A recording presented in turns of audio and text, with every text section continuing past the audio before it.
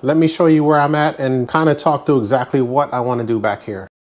In the end, we're going to have 3 batteries back here. We're going to have 2 size 24 12-volt batteries. Those are going to be for the trolling motor up front. Going to wire those in series. And then we have a size 27 battery that'll be back here as well with the onboard charger. And the plan is to configure it where the 2 trolling motor batteries are side by side, going long ways, front to back. And then the size 27 battery will go sideways, all right, from left to right. So it'll go horizontal if you want to call it that way. And then onboard charger will go against this wall. It's going to be a little tight, but I think it'll all work out. And there should be a little bit of space left over in the side compartment back here and also compartment back here. So there may be some storage opportunities back here as well, but for the most part, this is going to be utility. One thing I like about that setup is it'll keep the trolling motor batteries right next to each other, all 3 batteries together, and they will line up with this gas tank for the most part, right? We're going to focus on balancing out weight. I don't want the batteries to extend past where this gas tank is, so I'll have weight on this side of the boat for gas and this side for batteries, and everything will cut off right here. So barring any other unforeseen things, that hopefully I'm seeing everything that I need to. Once I get this done, I will go ahead and start building this out. This build will take about 2 months to do in all, and I've already crossed a little bit over the month mark just doing demo. Let's not waste any more time talking. Let's get into it. This is like a nest of electrical tape. So they used wire loom and just brought it all together and then just wrapped everything in electrical tape. Looks like it held up well. This tape is like paper at this point. It has no rubber to it at all. No elasticity.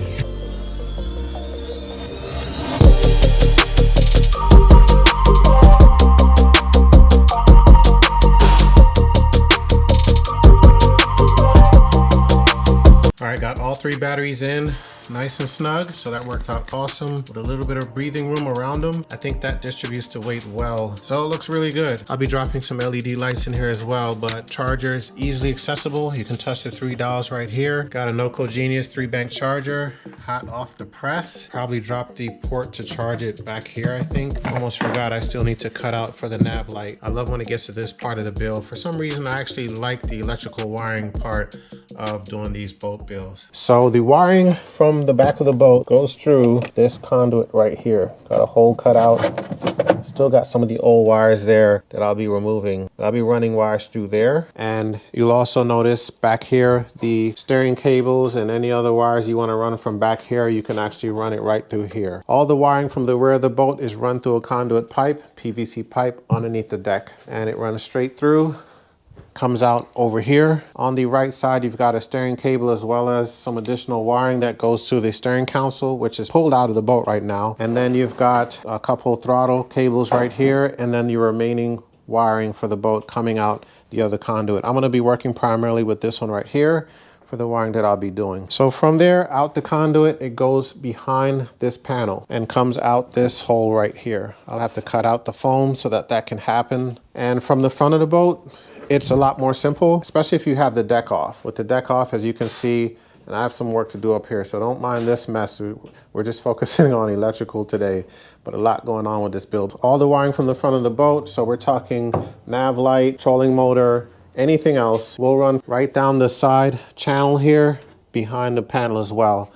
Manufacturer of this boat actually used, looks like 3/4 inch wire loom to do the conduit. But how they did it, just based on my little investigations and just deductive reasoning here, they put all the wires together and wrapped them in the wire loom and then pushed the wire loom and all the wires one time together through, because you can't really fish wires through wire loom. These are slitted, it has openings, and it just won't work. What I noticed for the ground wire leads back here, all the ground wires were spliced one into the other, one at a time, and then eventually spliced into one ground cable. I've already cut out a lot of that stuff, but wanted to just show you why I'm gonna, to me, upgrade it. Now, technically, there's no real immediate detriment to splicing wires together, especially ground. What it does create is several points to where it can fail, and I'd rather not do it that way. So instead of splicing all this stuff together, I'm going to have a negative bus bar back here So each individual ground lead for everything back here will go into that bus. Then one lead will go from the bus to the front of the boat. Here's an example of what I'm talking about with the ground wires all spliced together. I'll show you over here. Got multiple entry points coming into this one.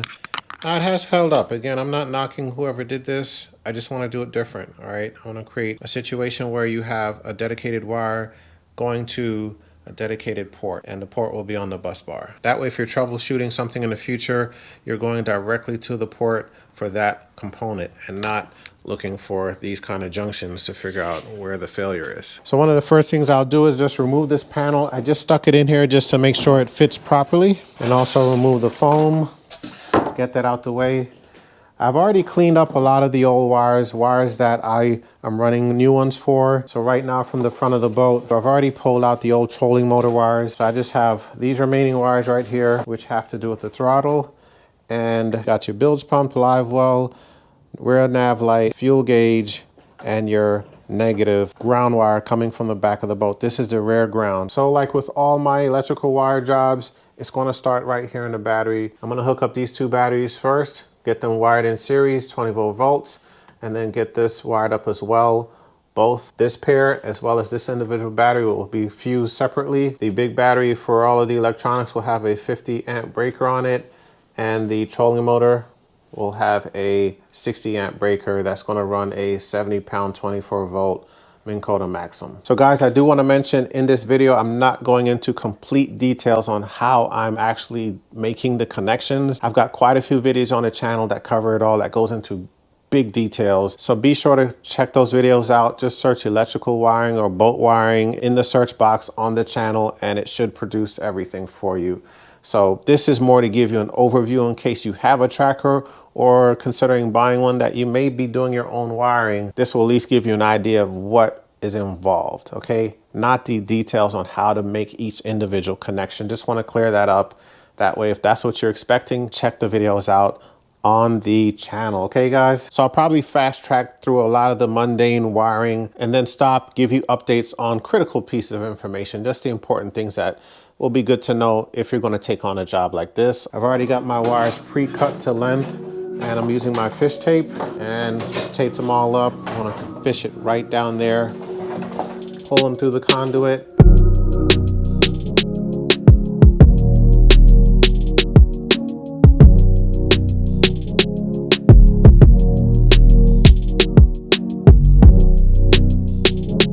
I'm using 8 gauge duplex marine grade wire for the electronics and 6 gauge duplex for the trolling motor. The 8 gauge goes from battery to the fuse, then to the bus bar fuse combo. The 6 gauge goes from battery to fuse, then to the trolling motor. The duplex wire works great, especially when you run wire from one end of the boat to the other. The duplex keeps everything held together tight to your conduit and protects the wires from getting damaged.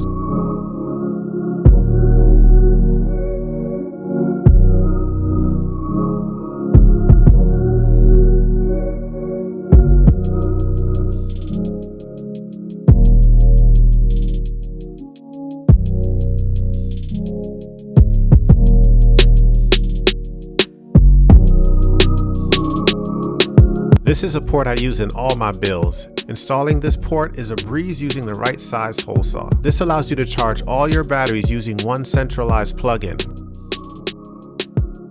With most of the framing done, I'm able to install the hatch lights. Inside the hatches, I went with white LED lights from Amazon. Running these was pretty simple. It only required drilling holes where needed to fish the wires through. Everything was easily accessible, which made things much easier to wire up. And don't worry guys, I'll leave links to this and many of the other products I used throughout this video in the description below for your convenience. The trolling motor is from the customer's previous boat, so transferring it from one boat to the other was a great option to save some money. With a little TLC and new mounting hardware, the install was not difficult.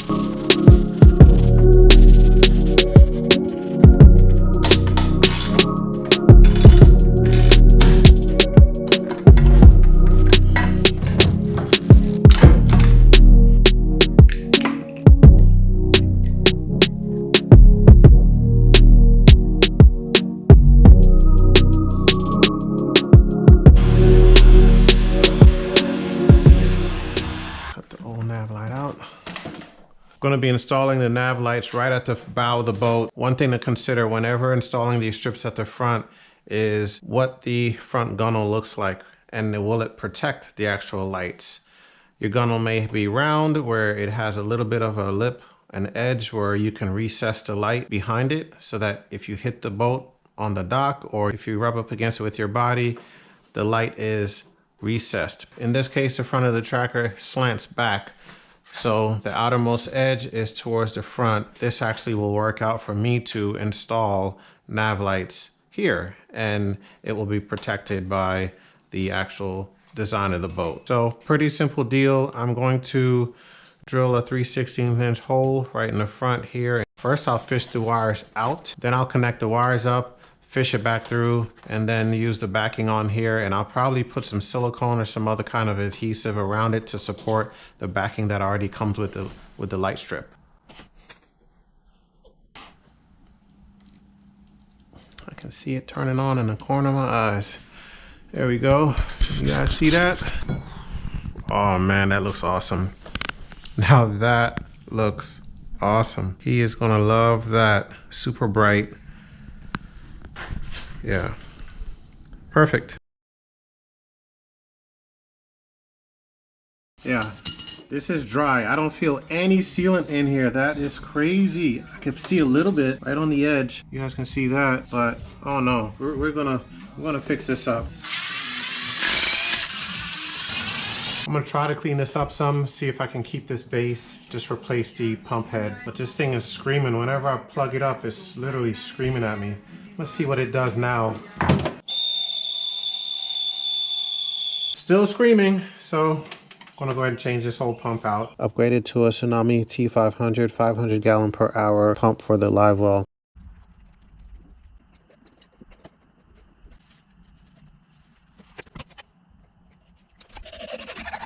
All right, now taking a look on the inside, pump is down there. I'll run the wires and hook them up. Don't have power to it yet. And I had to do some customizations on the inside here because of the angle of the spout for the pump did not clear the framing. So I had to shave off some of the framing right here because I didn't want any obstructions or any kind of edges laying up against this hose right here. The vibration over time, don't trust that. Could eat through the hose and spring a leak. Getting in the back of these trackers are really hard. It's a really tight squeeze underneath here, but I was able to get the right angle and get it done.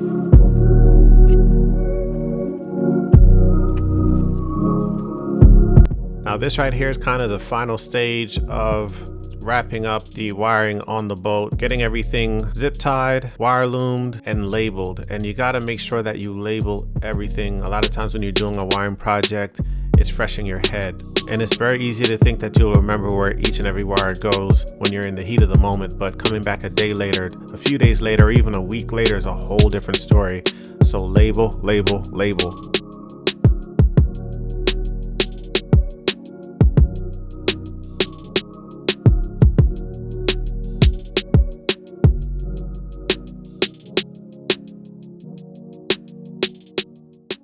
So where I'm at right now, I have the master switch installed and I have it conveniently placed right here. So as the owner of the boat is entering his boat, sitting in front of his console, he can just reach down and turn his switch to turn everything on and turn everything off right here. Pretty convenient. I've got the fuse box bus bar combo right here. I strategically put it there. That way, if you ever have to service this, yeah, you will have to kind of lay down in the boat and look that way, but at least all the information will be facing you. All the wires will be tagged and you can easily pull out fuses as you need to, disconnect any of the wires, unscrew them, screw them back in. With it facing you, you're able to access everything, read everything, and make any adjustments you need to. I will say this is a Blue Sea Systems fuse box and it has the negative bus on there as well. I love this combo. I've never had a problem with it. I haven't even blown any fuses on mine, and I have tons of things hooked up on my boats. And you know, this is really a trouble-free situation as long as you pay attention to the amperage fuse that you use, and that depends on the unit, whatever you have hooked up to that channel. Okay, so you know, this says 15 amp, but chances are all the fuses will be less than 15. Let's say fish finder, LED lights, live well, bilge pump, all of that requires a lower amperage fuse. So just pay attention to that. And this pretty much is trouble free. From here, I need to get the console installed because the switch panel is connected to that, which I need to tie all these wires into and clean all this stuff up. Looks like a hot mess, but this is, I always say it, organized confusion. This is actually not too bad. I've had a lot worse looking situations, but everything's tagged and labeled. I know what these wires are for. It's just a matter of getting it all hooked up where it needs to be and doing wire management.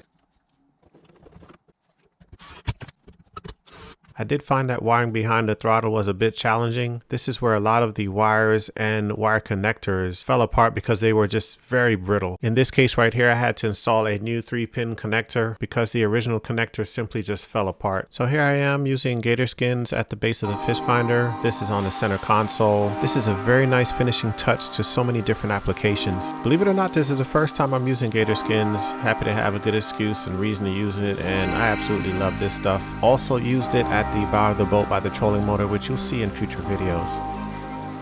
In the end, I wired up 2 Hummingbird graphs, both on a separate transducer, one installed on the rear transom and one installed on the actual front trolling motor. Now for me, you can't have deck lights without a good dimmer switch. Luckily for me, there was plenty of space right next to the main switches on the panel. I just had to be really careful not to scratch the newly refurbished faceplate that took a lot of time and energy to get looking like new.